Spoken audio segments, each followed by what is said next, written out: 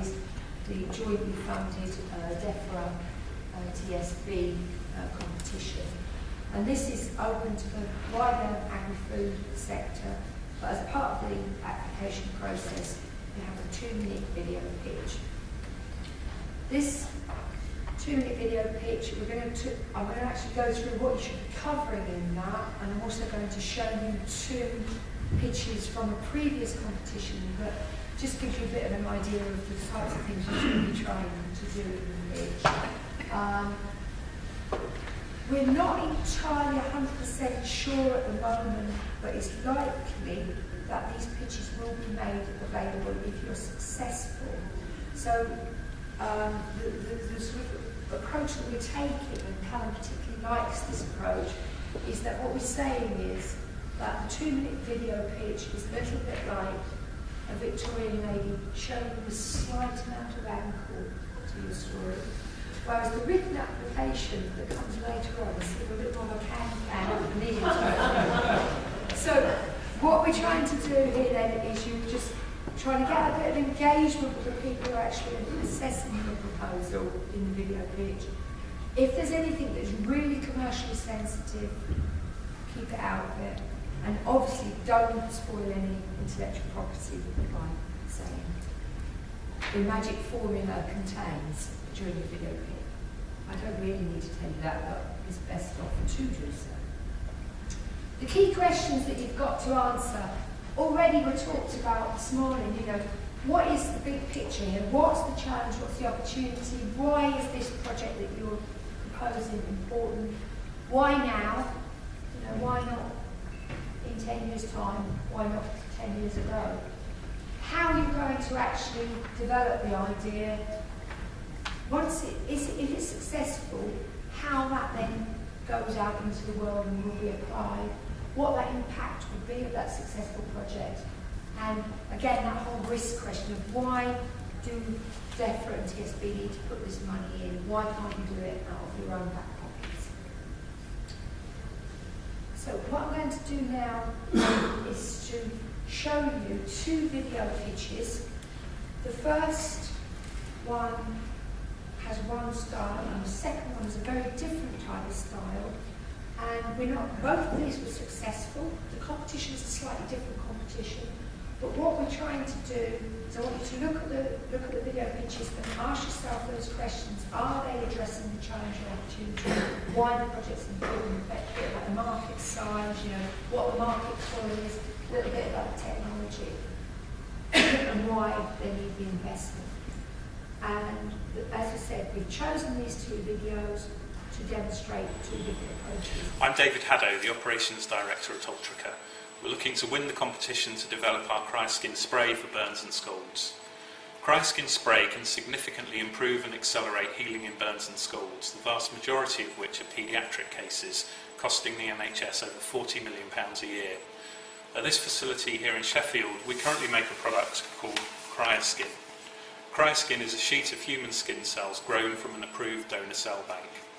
Cryoskin enhances the body's natural regenerative mechanisms, leading to quicker closure, less pain, a lower risk of infection, and an improvement to the quality and appearance of the skin. We've been requested by a number of surgeons to develop Cryoskin in spray form. For some burns and wounds, this is easier to apply than Cryoskin sheets. It's a disruptive approach because it provides an off-the-shelf therapy with no requirement for a donor site on an already injured patient. Of the 100,000 burns and scalds presented each year in UK hospitals, about 10,000 will require specialist burn care. In these cases, even an uncomplicated injury will cost a minimum of £2,000, and the global burns market exceeds £1 billion annually. A proactive early intervention such as Cryoskin spray can have 2 enormous benefits. Firstly, a reduction in time to healing and therefore length of hospital stay. This represents a direct reduction in cost to the NHS. Secondly, a reduction in the number of costly secondary interventions such as skin grafts due to contractures and hypertrophic scarring. Ultrica is a micro company whose resources are currently fully dedicated to the commercial growth of its currently approved products, and we therefore can't independently fund other developments. With the initial £25,000 prize, we will develop preservation and packaging solutions to develop a prototype formulation. When this is established, we'll work with our clinical partners to evaluate CryoSkin spray in the real world. CryoSkin spray represents the future of medicine. It can save the NHS money, create wealth in the UK, and deserves to be selected to win the Disruptive Solutions competition. Okay, so you can see there that it definitely wasn't Warhorse, was it? You know, it wasn't the most amazing high-tech presentation. But it doesn't matter, it's successful. And the reason that it was successful was that it explained what the product was, what they were going to do with it, what the market was. The fact that you've got, if you get burns, that you often end up with added complications, and that costs money to the NHS. You also heard a little bit about the market pull and why now, because the surgeons were asking for this particular type of different way of putting the skin on, rather than the present product, which was very inexpertly lifted up by that lady. So that is one way of doing it. Another way of doing it is to just do a voiceover in effect. So you've got your PowerPoint slides and you do a voiceover. Now, the one that we've chosen has backfired on us a little bit in the fact that it's also got some quite nifty little animations in, but we're not showing you that to try and put you off and say that unless you can do those types of animations, you shouldn't use that approach. But it's just a different way of approaching the same question. BEAR is a non-toxic conductive ink developed with the aim of creating a soft interface for wearable technologies through the application of electronic circuitry directly onto the skin. Non-toxic and temporary, BEAR is an intuitive and non-invasive technology. BEAR Conductive works as a conduit for small electrical signals to run across the surface of the body, without impacting or affecting the skin below. It has the potential to replace and augment technologies where wires are cumbersome or undesirable, or to print circuitry on external surfaces. Most existing conductive inks contain expensive, toxic raw materials. BEAR Conductive has two primary distinctions over its competition: its non-toxicity and its low cost. The material is unique in its ability to interface directly with the skin. The company's goal is to lead a movement for intuitive soft electronics on the body,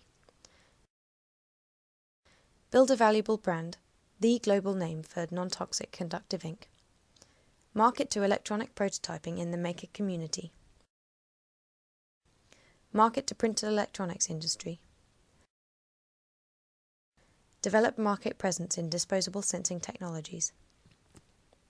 At this stage, the company needs funding in order to transition to the next phase of production, involving scaling up the material production, packaging, distribution and marketing. BEAR Conductive sales will be launched through a carefully planned e-tail program. Several hundred sales inquiries have already been received from companies and individuals in more than 15 countries.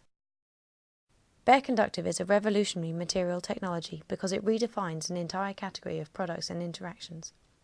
BEAR Conductive is the first and only conductive ink that enables users to bring circuitry directly onto the body, humanizing electronics through soft, customizable connections, or is a step change in medical monitoring technology.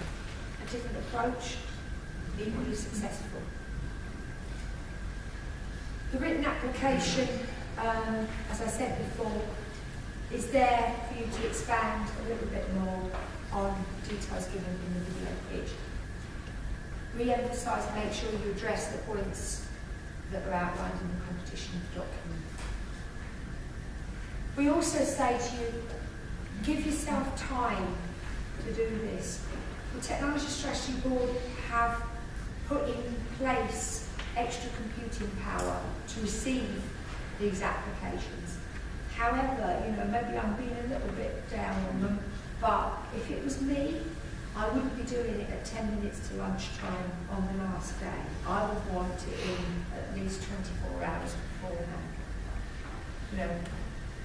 Pressure's one thing, but sort of suicide pressure is a little bit too much. And so just give yourself plenty of time to submit. Make sure you read the competition document. Make sure you address the key questions.